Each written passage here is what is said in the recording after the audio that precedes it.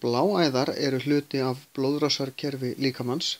Það eru bláæðarnar sem flytja blóðið frá líffærunum til hjartans. Það eru slagæðar sem flytja blóðið frá hjartanu til líffærana.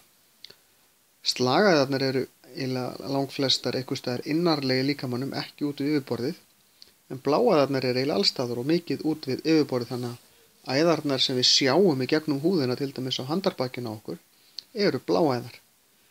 Það eru engir vöðvar í bláæðunum eins og í slagæðunum, því að það eru vöðvar líkamanns sem að ýta blóðinu áfram eftir bláæðunum.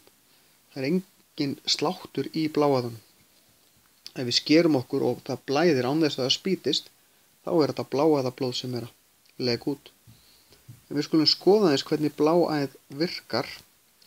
Það eru í þeim svona lokur sem að loka alveg hérna fyrir, og þegar vöðvarnir ýta blóðinu, þá spýtist það hérna á milli hólfa.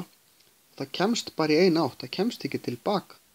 Þannig að vöðvarnir ýta því fyrst hingað, og svo þegar við hreyfum okkur næst, þá ýtist það lengra, og þannig smám saman, það kemst aldrei tilbaka.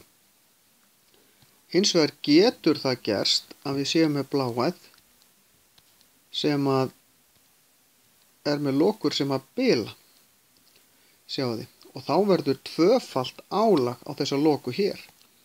Það sem getur gerst, sérstaklega gerist þetta í fótunum hjá fólki, að það getur farið að myndast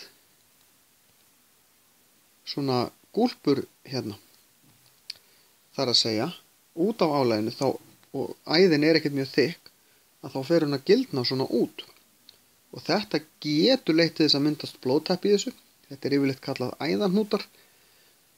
Og þetta er í raun ekki gott mál og þarf að bregðast við.